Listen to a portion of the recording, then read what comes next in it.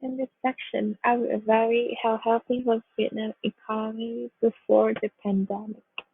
Vietnam is in Southeast Asia and it is one of the best growing economies in the region. The country has become an attractive destination for investment and from all over the globe. The trade war between the US and China have certainly contributed to this outcome.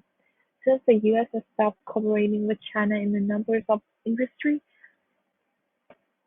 the portability of manufacturing in China has fallen. As the general living standard has also increased, labor is cheaply available elsewhere. This has motivated manufacturers to find cheaper destinations such as Vietnam. The government of Vietnam has put in a lot of effort into making the country a good host for incoming investment companies. Several companies have pulled their units across the border to Vietnam from China. They include tech companies like Nokia and Samsung, as well as shoe manufacturers such as Nike and Adidas. Vietnam has attracted particular interest from Australia in recent times.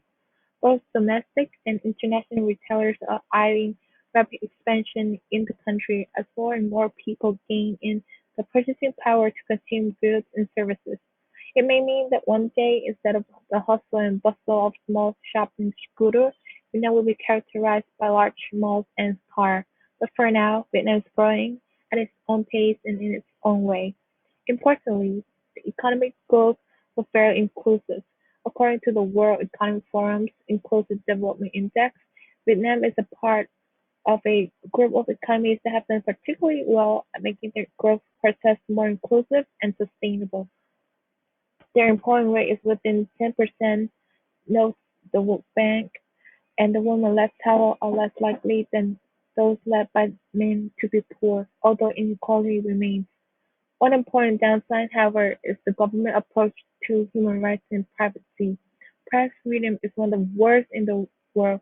Citizens are increasingly surveilled online, and human rights activists not welcome. As an example, two human rights activists invited to the World Economic Forum on Asia were denied a visa to enter the country. With the appetite of globalization on the wane in many parts of the country, Vietnam looks particularly vulnerable, as the Financial Times reported earlier this year.